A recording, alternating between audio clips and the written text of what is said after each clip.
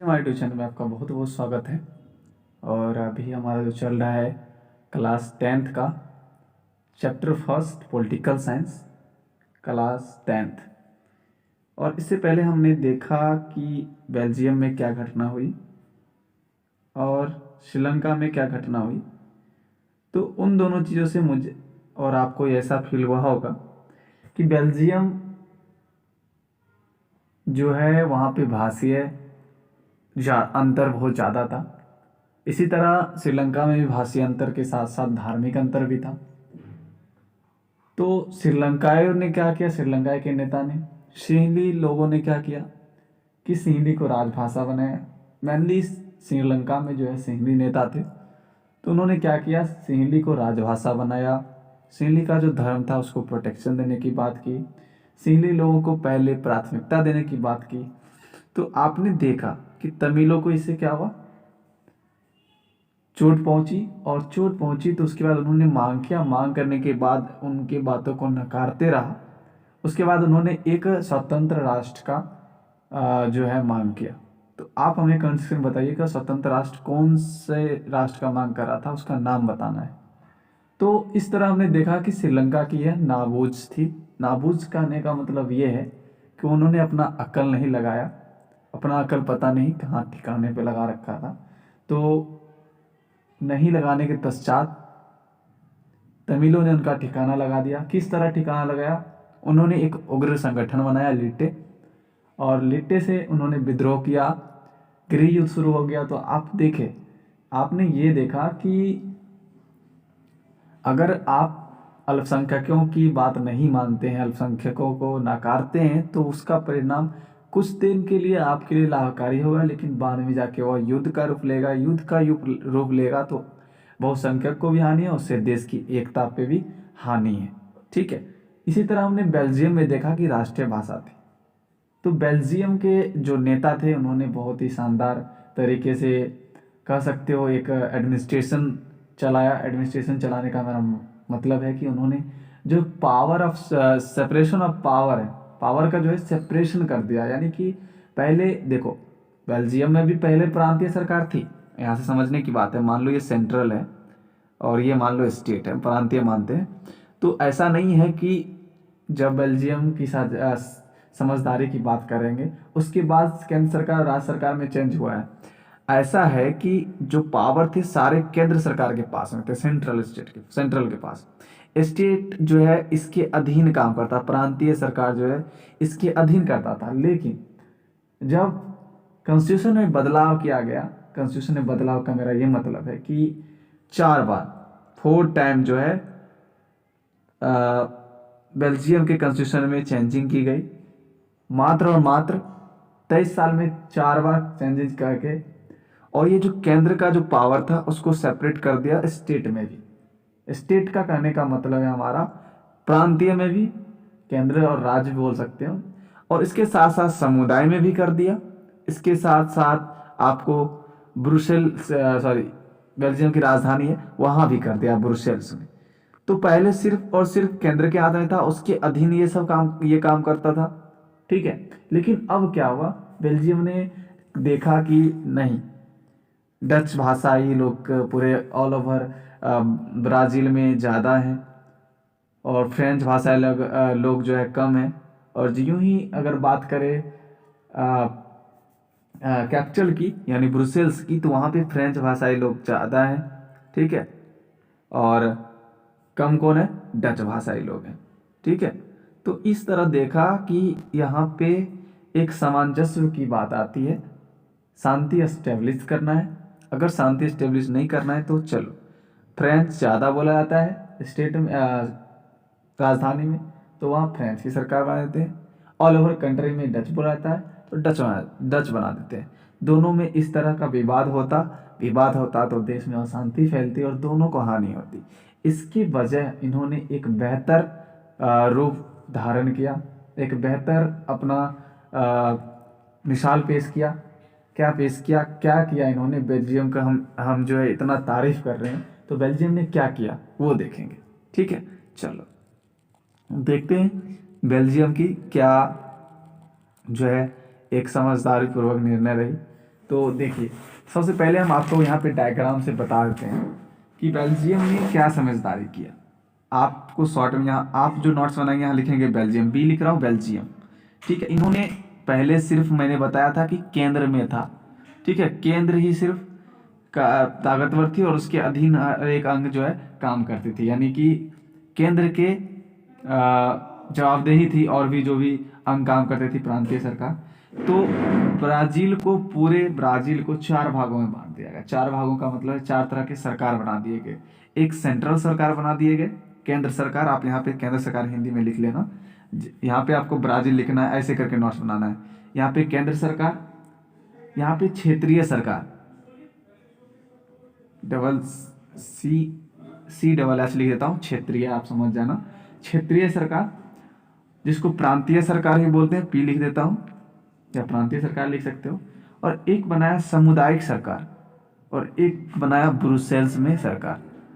देख सकते हैं आप किस तरह से केंद्र में जो है वह पूरे देश में स्तर पे काम करेगा, प्रांत में जो है प्रांतीय स्तर पे काम करेगा, समुदाय जो है जैसे कि समुदाय, इस सामुदायिक सरकार का मतलब है कि डच भाषाई लोग अपने समुदाय के लिए कानून बनाएंगे, जर्मन भाषाई लोग अपने लिए कानून बनाएंगे, फ्रेंच भाषाई लोग अपने लिए कानून बनाएंगे।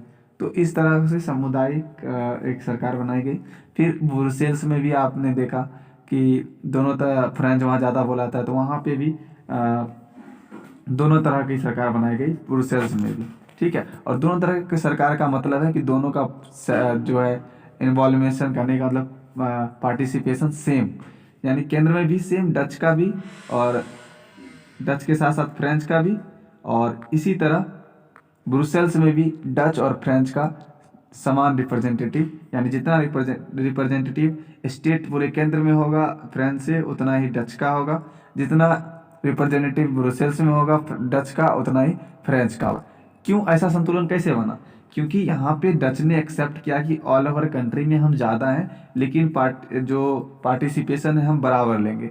तो इन्हें इधर ब्रुसेल्स में फ्रेंच ज़्यादा थी, तो इन्हें भी अपना ये चीज़ उनको एक्सेप्ट करना पड़ा कि एक तरफ डच ने अगर ज़्यादा रहते हुए उन्होंने हमको भी मतलब समान सपोर्ट किए हैं, समान वैल्यू दिए हैं, तो हमें भी देना चाहिए। तो इस तरह से सामंजस्य स्थापित हुई, ठीक है।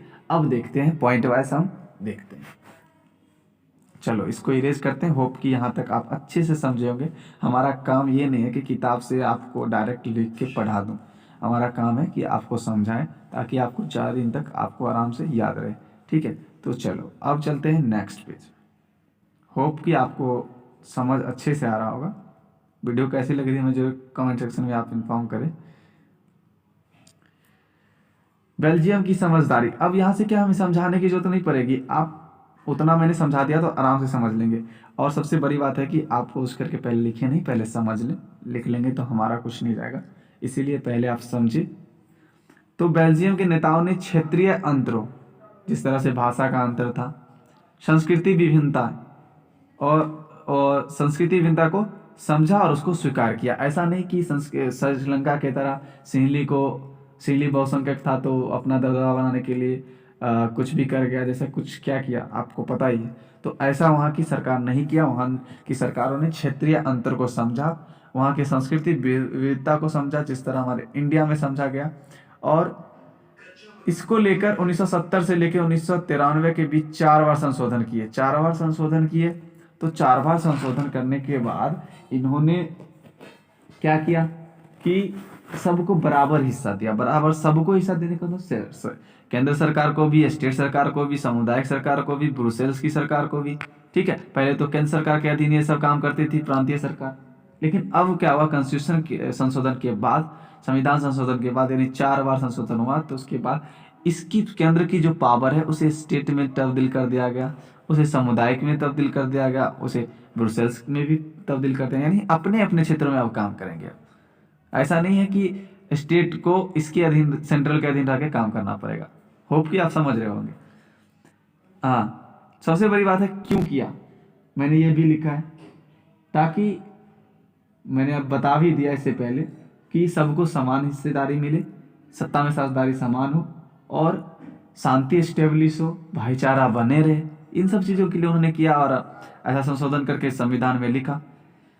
जो भी संविधान में संशोधन करके बदलाव हुआ वह संविधान में लिखे गए, क्योंकि संविधान में लिखे हुए चीज़ को ज़्यादा वैल्यू मिलती है, क्योंकि वह एक साक्ष्य के रूप में होता है। मौखिक और लिखित में बहुत बड़ा अंतर होता है।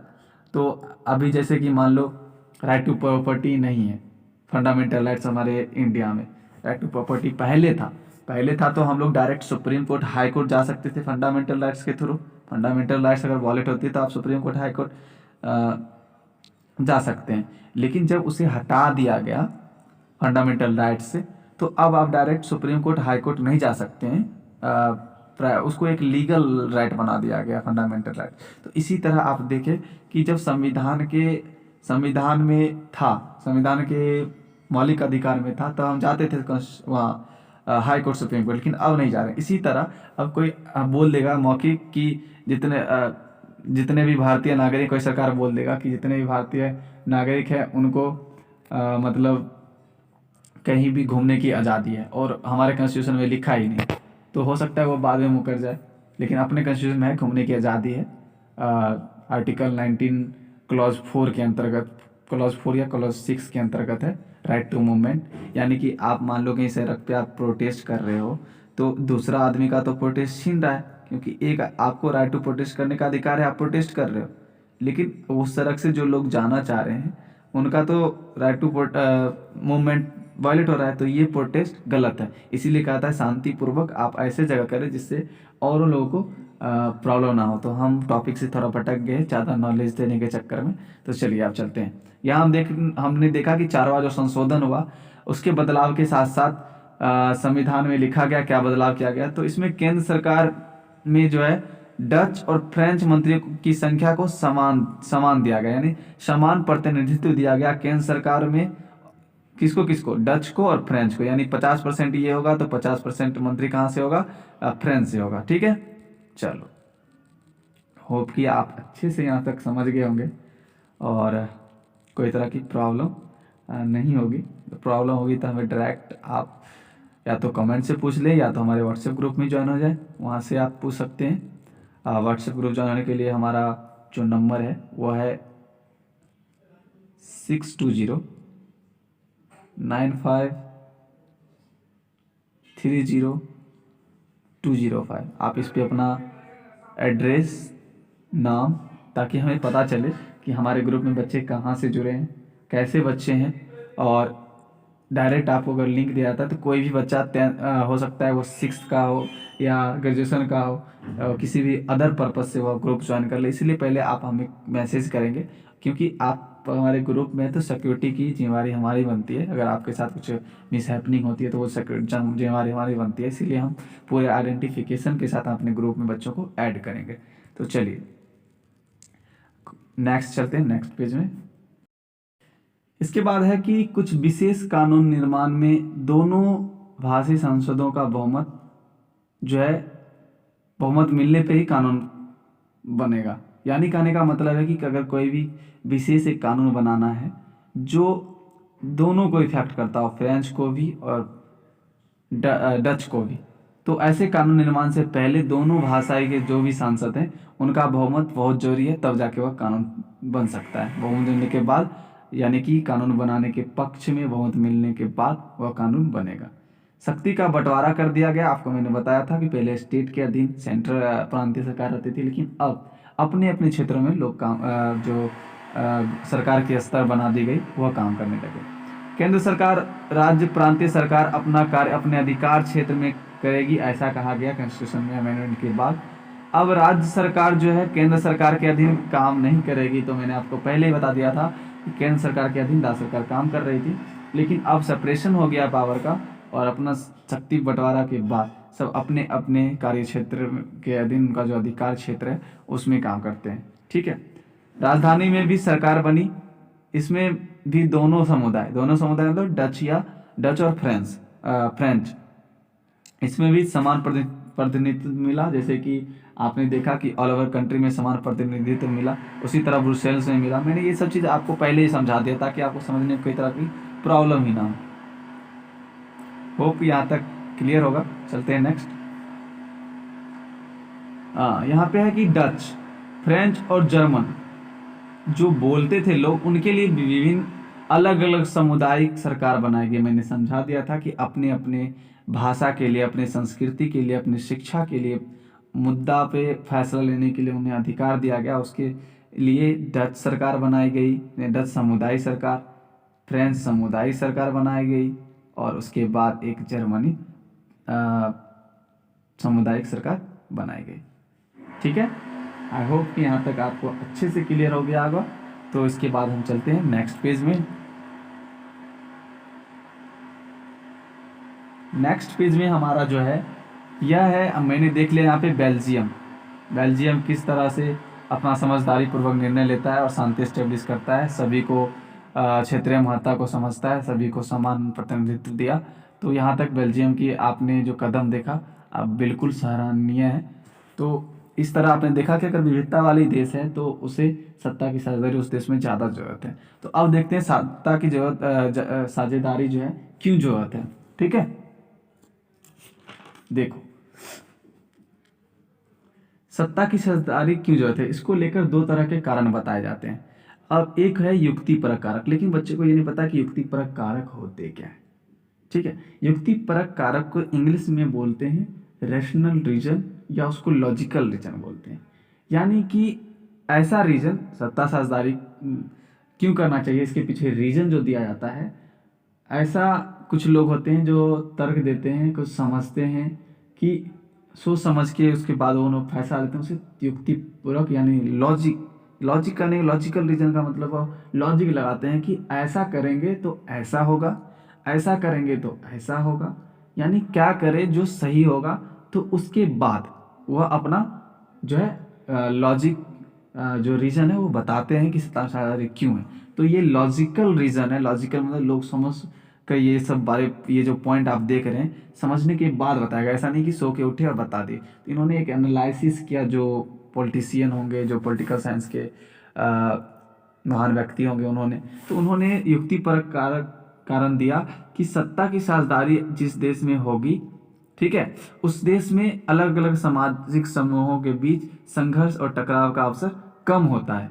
ठीक है, आप डायरेक्ट ये भी लिख सकते थे कि सत्ता की साझेदारी क्यों जरूरत पड़ती है, सत्ता की साझेदारी से देश के अलग अलग सामाजिक समूह में संघर्ष और टकराव का अवसर कम होता है। लेकिन जब आप युक्तिपरक कारक हेड पॉइंट देंगे तो आपका ये अट्रैक्टिव होगा।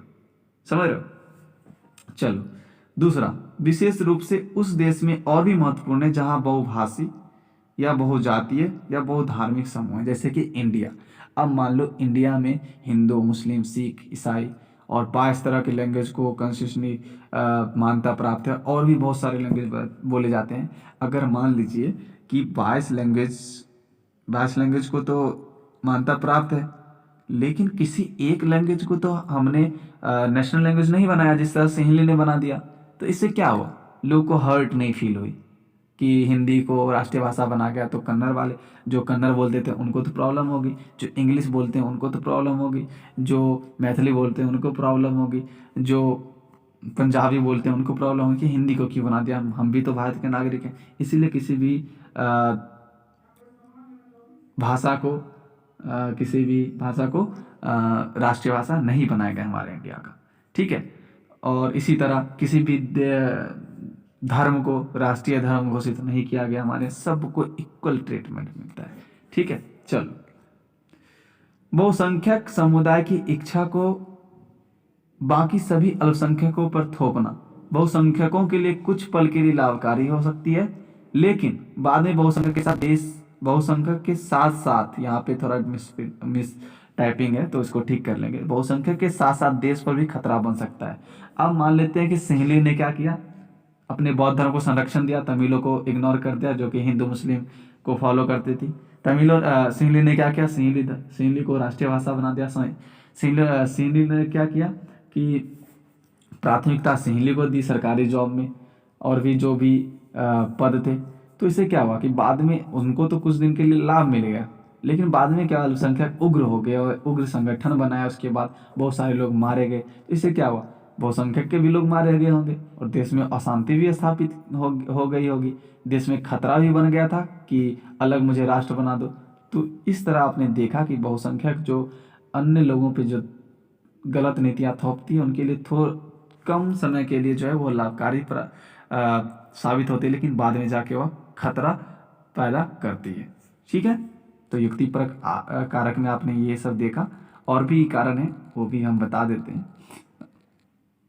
अगर यहाँ पे हमारा कारण हो गया, ठीक है, तो इसके साथ साथ इतना ऐसा नहीं कि सत्ता की साझेदारी की जरूरत है तो इतना ही लिखेंगे, इसके साथ नैतिक कारक भी हैं, तो नैतिक कारक भी हम बताएंगे। उससे पहले भारत के कंटेक्स्ट में हम देखते हैं, तो भारत के नज़रिए से, भारत के संदर्भ में देखते हैं युक्तिपरक कारण। ठीक है, इसमें आई थिंक हमारे आपकी किताब में भारत के दृष्टिकोण से नहीं है, लेकिन होगा या नहीं होगा मैं ध्यान से नहीं देखा हूँ, लेकिन आप देख लेंगे, अगर होगा तो अच्छी बात है, नहीं होगा तो मैं समझा देता हूँ। अब देखिए परक कारण जो है भारत के संदर्भ में, भारत के कंटेक्स्ट में बात करें तो भारत एक विशाल आबादी वाला देश है, आपको पता है। आबादी के साथ साथ सबसे पहले तो इसका पॉपुलेशन बहुत ज़्यादा है भारत का, और पॉपुलेशन के साथ साथ यहाँ पे भाषा यानी लैंग्वेज, ठीक है, यहाँ का जो धर्म है यानी रिलीजन, ठीक है, यहाँ का जो जाति है यानी कास्ट, यहाँ का जो लिंग है यानी जेंडर, ठीक है, और यहाँ का इन सभी आधारों पे जो है आप देख सकते हैं इस तरह का विविधता है हमारे यहाँ। एक तो आबादी वाला देश है, उसके साथ साथ आबादी के साथ साथ भाषा, धर्म, जाति, लोग के आधार पर अनेक सामाजिक समूह यहाँ पे मौजूद है। जितने भी जितने भी विभिन्नता के बाद पूरे देश के लिए जो एक सरकार है, आपको पता है कि इतने विभिन्नता होने के पश्चात अगर एक कोई सरकार बना दिया जाए तो क्या आपको नहीं लगता कि ये असफल होगी? एक सरकार कैसे जानेगी कि इस धर्म को क्या जरूरत है, इस धर्म को कहाँ पे आगे बढ़ाना चाहिए? क्योंकि इनके जो धर्म के लीडर होंगे वही बता सकते हैं कि हमें क्या प्रॉब्लम है, हमें क्या इम्प्रूवमेंट चाहिए। तो आपको लगता है कि एक सरकार इतने बड़े देश को चला सकती है? इसीलिए तो हमारे इंडिया को स्टेट में बांट दिया गया। पहले 1993 समझने की कोशिश करेंगे, जब 73वां संशोधन हुआ तो पंचायती राज व्यवस्था आई, ठीक है, पंचायती राज व्यवस्था आई, और 74वां संशोधन हुआ तो यह शहर के लिए नगर पंचायत, नगर निगम की आई, ठीक है। तो इससे पहले दो ही स्तर के हमारे यहाँ इंडिया में सरकार थी, एक केंद्र सरकार, एक राज्य सरकार, लेकिन तृतीय स्तर की जो गवर्नमेंट है वो हमारा 1993 में आई। तो इस तरह क्यों आई? क्योंकि लोगों की समस्या जो स्थानीय स्तर की थी वह केंद्र तक नहीं जाती थी, ठीक है, इसीलिए लाया गया होगा। अगर एक सरकार पूरे देश को चला लेती तो ये केंद्र सरकार की जगह प्रांतीय सरकार की जरूरत नहीं पड़ती, स्टेट सरकार की जरूरत नहीं पड़ती, स्थानीय सरकार की जरूरत नहीं पड़ती। तो इसीलिए जहाँ विविधता वाली देश है वहाँ पे साझेदारी की जरूरत है। एक कोई भी सरकार वहाँ की कानून या शांति नहीं बना सकती, इसीलिए सरकार को विभिन्न स्तर में बांट दिया गया हमारे इंडिया में। और जैसे कि केंद्र, राज्य, पंचायती स्तर पर, साथ साथ अब एक तो स्तर पे बांट दिया गया, स्तर कहने का मतलब है ये, और दूसरी तरफ उनके जो कार्य हैं, उनके जो वर्क हैं, इतना मैंने स्क्रीन पे ये घिस दिया है तो इसको इग्नोर कीजिएगा, हमारे बातों पे ध्यान दीजिएगा कि हमको समझाना है। तो एक तो स्तर पे बांट दिया, केंद्र सरकार, राज्य सरकार और पंचायती स्तर का। दूसरा, इनके बीच कार्यों का भी बंटवारा कर दिया गया है, ठीक है, कि आपके अंदर ये कार्य है, आप ये काम करेंगे, इससे बाहर आपका अधिकार क्षेत्र नहीं है, आप नहीं करेंगे, ठीक है। आप समझ गए यहाँ तक? भारत के कंटेक्स्ट में भी आपने समझ लिया। अब कार्यों का बंटवारा हुआ तो इससे क्या हुआ? इससे ये हुआ कि सरकार जो है, जो एक सरकार थी वह जनता यानी कह सकते हैं आम जनमानस के हितों का ध्यान में रख के काम करेगी, ना कि विरोध में रख के। क्योंकि अगर मान लो केंद्र सरकार कोई भी कानून बनाती है तो स्टेट उसका, अगर गलत कानून होगा तो स्टेट उसका विरोध करेगा, स्टेट नहीं करेगा तो पंचायती राज स्तर के जो गवर्नमेंट होंगे वो करेंगे। तो इस तरह से गलत नीति बनने का चांस कम बनता है, ठीक है। अगर एक सरकार रहती है तो निरंकुश बनने की कोशिश, बन सकती है, ठीक है। तो मैंने जितना बोला है आपको पॉइंट में लिख लेना है भारत के संदर्भ में, कि भारत आबादी वाला देश है, यहाँ पे धर्म, भाषा, जाति के लोग के आधार पर अनेक सामाजिक समूह मौजूद है, इनके विभिन्नता है जिसे एक सरकार अच्छी तरीके से कानून नहीं बना सकती, शांति स्टेब्लिश नहीं कर सकती है, ठीक है, और ऐसी व्यवस्था बनाने असंभव है एक सरकार की, ठीक है। तो इसके लिए सरकार को विभिन्न स्तरों में बांट दिया गया, जैसे कि केंद्र सरकार, राज्य सरकार, प्रांतीय सरकार, ये सब चीज़ आपको पॉइंट में लिखना है। ठीक है, यानी स्तर के बांटने के बाद उनके कार्यों में बंटवारा कर दिया गया। इससे सरकार आम जनमानस के हितों का जो है ध्यान रख के कानून बनाएगा। ठीक है, ये सब आपको पॉइंट में लिखना है। जो भी हमें नोट सेंड करेंगे बच्चे, हमारे जो रेगुलर बच्चे हैं, रेगुलर अगर हमारे बच्चे व्हाट्सएप में ज्वाइन हो जाते हैं तो आपको सिर्फ 9th ही नहीं पढ़ना होता है, हम बहुत कुछ एक्स्ट्रा नॉलेज बताते हैं। सर ये पॉइंट नहीं आता, ये समझा दो, तो आप यूट्यूब पे तो हमें नहीं बोल सकते कि सर अभी बता दो। आप तो हमारे व्हाट्सएप में होंगे तभी तो कुछ भी एक्स्ट्रा पूछना हो तो आप पूछ सकते हो। तो हमारे व्हाट्सएप ग्रुप में ज्वाइन कर लें, और रेगुलर हम जो वीडियो देते हैं उसका हम नोट्स लेते हैं। ऐसा नहीं कि हमने पढ़ा दिया, अपलोड कर दिया वीडियो, आप नहीं पढ़ रहे हो। हम आपके लिए मेहनत कर रहे हैं तो आप अपने लिए मेहनत करेंगे, और हमें देखना होगा कि आप मेहनत कर रहे हैं कि नहीं कर रहे हैं। इसलिए 9th में हमारे जो भी बच्चे थे, बहुत बच्चे इंटेलिजेंट थे, लाइक रूबी, अश्निका, जीवाजनाथ, बहुत सारे बच्चे थे। तो अच्छे बच्चे थे, इंटेलिजेंट थे, और आप लोग भी जो नए हैं हमारे साथ ज्वाइन कर जाएं। चलिए आगे चलते हैं। इसमें नैतिक कारण दिया जाता है कि सत्ता में साझेदारी जो है लोकतंत्र का आत्मा है, और इसीलिए लोकतंत्र देश में जितना सत्ता में लोगों की साझेदारी होगी, लोकतंत्र उतना मजबूत होगा। ठीक है, और लोकतांत्रिक देश में जो राजनीति की जो नीतियाँ बनती हैं, यानी राजनीतिक लोग जो नीति बनाते हैं, किसी न किसी तरीके से आम जनमानस जो है वो प्रभावित होता है। तो अगर आम जनमानस प्रभावित होता है, अगर नकारात्मक प्रभावित होती है, तो वह बिल्कुल है कि आवाज़ उठाएगा। तो इससे अच्छा है कि जो पंचायत, जैसे कि लोकल गवर्नमेंट है, जैसे कि सेंट्रल गवर्नमेंट है, जैसे कि प्रांतीय गवर्नमेंट, सब मिलके रूल करे, जिससे क्या होगा कि एक अच्छा निर्णय लिया जा सकता है, और जो सरकार है आम जनमानस के हित में रख के वह नीति बनाएगी। ठीक है, तो लोकतांत्रिक देशों में सत्ता का बंटवारा जरूरी है। क्यों जरूरी है? यदि एक ही प्रकार की सरकार होगी तो वह निरंकुश बन सकती है, ऐसा कुछ चांस बनता है। ठीक है, इसीलिए भारत में विभिन्न स्तरों पर सरकारों का वर्गीकरण किया गया है, और वर्गीकरण के साथ साथ क्या किया गया है, उनके कामों में वर्गीकरण कर दिया गया है। ठीक है, तो इसके बाद जो हम संघवाद पढ़ेंगे उसमें हम देखेंगे किस तरह से क्षेत्रीय, होप कि इसी चैप्टर में पढ़ना है, ऊर्ध्वाधर वितरण और क्षेत्रीय वितरण। तो इसके बाद वाले वीडियो में हम देखेंगे वीडियो नंबर 3 में, और हमारा चैप्टर यहाँ पे कंप्लीट हो जाएगा वीडियो नंबर 3 के साथ। तो होप कि आप यहाँ तक अच्छे से समझ गए होंगे। तो वीडियो कैसा लगा, आपको समझ आ गया, क्या चीज़ समझ नहीं आया, आप हमें कमेंट सेक्शन में बता देंगे, और हमारे ग्रुप में आप जरूर ज्वाइन हो जाएं। तो वीडियो ही समाप्त करते हैं। जय हिंद, जय भारत।